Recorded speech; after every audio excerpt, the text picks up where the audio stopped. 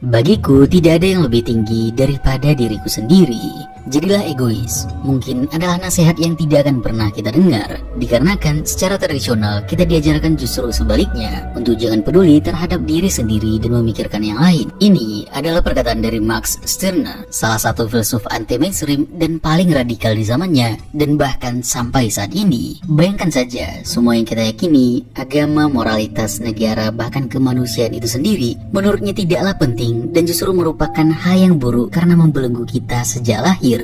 Stirner datang bukan untuk memberikan ideologi baru, tapi untuk menghancurkan semuanya, membebaskan kita dari segala keyakinan dan nilai yang selama ini kita anggap bagian dari diri kita. Kalau kita sering mendengarkan filsafat itu berbahaya, Max Stirner mungkin yang paling bertanggung jawab di baliknya. Namun, ia bukan seorang reformis, bukan revolusioner politik, tapi dia adalah penghancur yang merobohkan semua ide-ide penyusup dalam pemikiran manusia yang dia sebut sebagai hantu yang menguasai pemikiran manusia. Dalam magnum opusnya, Die Geistige und sein Eigentum, The Ego and Its Own, 1844, Stirner tidak sekedar menolak para dewa atau negara, ia menolak konsep universal itu sendiri. Baginya tidak ada yang lebih tinggi dari aku, dari keunikan individu yang tidak dapat direduksi oleh ide-ide kolektif. Pada saat Karl Marx berusaha membebaskan manusia dari eksploitasi ekonomi, dan para Hegelian kiri lainnya berusaha untuk mengembangkan idealisme dari Hegel, Stirner melangkah berbeda sendiri dengan mengatakan bahwa apapun, mau itu liberalisme, sosialisme, humanisme, anarkisme, atau bahkan nantinya yang akan dikembangkan Karl Marx, komunisme, itu sendiri hanyalah alat bagi si aku yang egois. Pemikirannya terlalu berbahaya di zamannya, dan mungkin juga untuk kita saat ini. Ia tidak memberikan ideologi untuk kita ikuti, tapi meninggalkan pertanyaan radikal. Apa yang tersisa ketika semua yang si aku ini yakini dihancurkan? Namun, jadi egois, anarkis, nihilis yang disarankan sebenarnya tidak pernah mengenai kekerasan dan penghancuran destruktif apapun. Tidak sama dengan mereka yang menjanjikan utopia atau surga-surga jenis apapun, tapi menyuruh kekerasan pada akhirnya. Stirner justru tidak.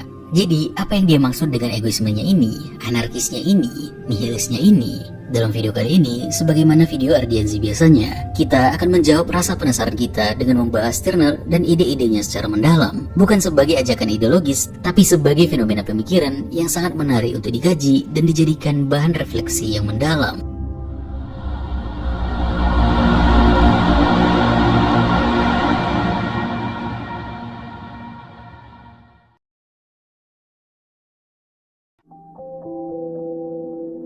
Max Stirner lahir dengan nama asli Johann Caspar Schmidt pada 25 Oktober 1806 di Bayreuth, Jerman. Nama Stirner sendiri muncul dari julukan teman-temannya karena dia memiliki dahi lebar yang dalam bahasa Jerman adalah Stirn. Dan mungkin saja justru karena dahinya yang lebar dan menonjol inilah yang membuatnya secara simbolis tidak tunduk pada apapun, tapi merasa lebih tinggi dari semua norma, aturan, ataupun nilai-nilai apapun. Yang nantinya dari dalam dahinya inilah yang memengaruhi berbagai pemikiran besar seperti eksistensialisme, anarkisme, dan postmodernisme.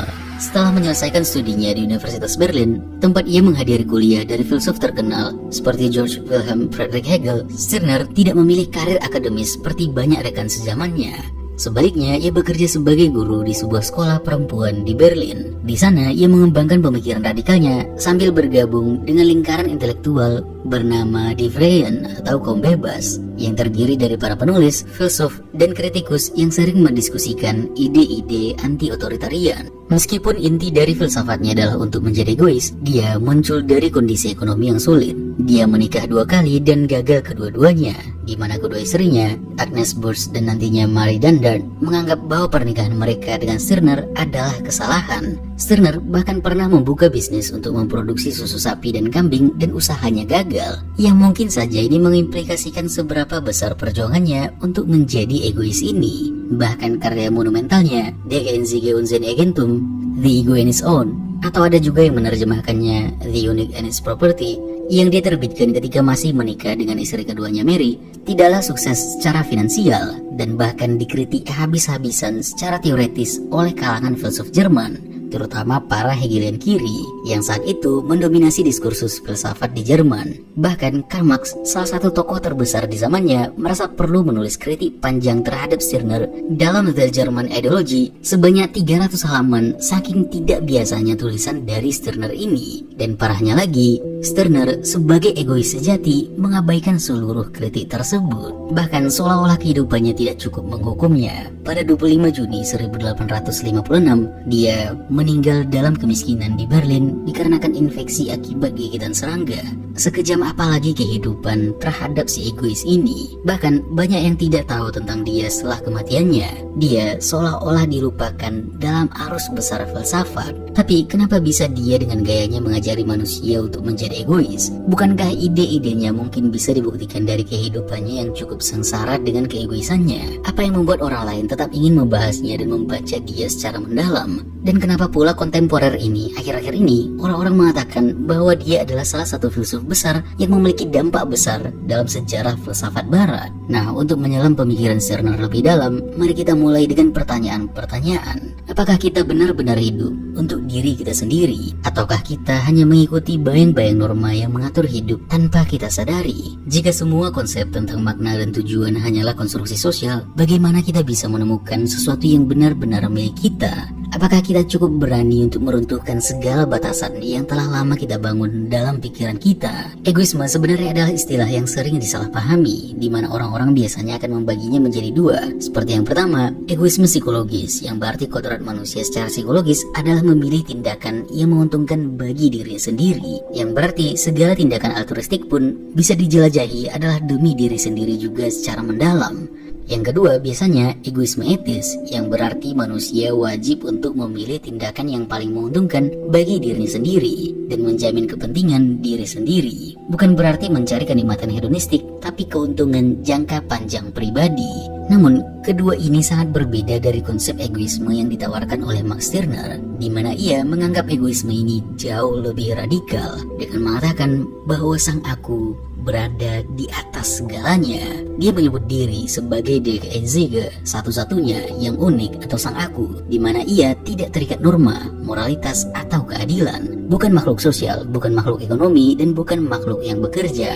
Dia menolak segala definisi yang mencoba menetapkan esensi apapun pada manusia, melarang pengkotak-kotakan dengan label manusia itu pada dasarnya baik atau manusia pada dasarnya rasional dan yang lainnya. Di matanya, justru semua pengkotak-kotakan ini memiliki fungsi yang sama, yaitu mengkotakkan, yang berarti mengurung sang aku sendiri, mengurung diri sendiri.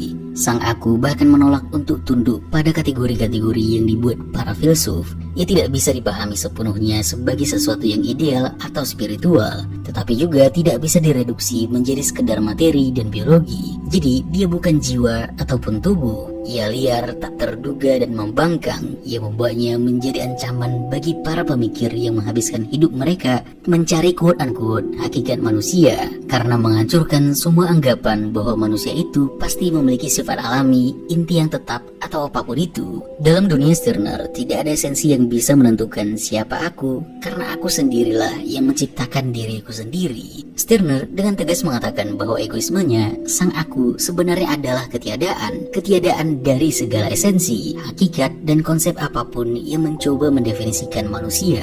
Tidak ada inti tetap, tidak ada dasar yang bisa menjelaskan siapa sang aku ini. Dan dari sinilah, dari penolakan terhadap segala sesuatu ini, penolakan terhadap konformitas dan penyesuaian terhadap apapun, membuatnya menjadi unik, tidak bisa direduksi atau dibandingkan dengan apapun.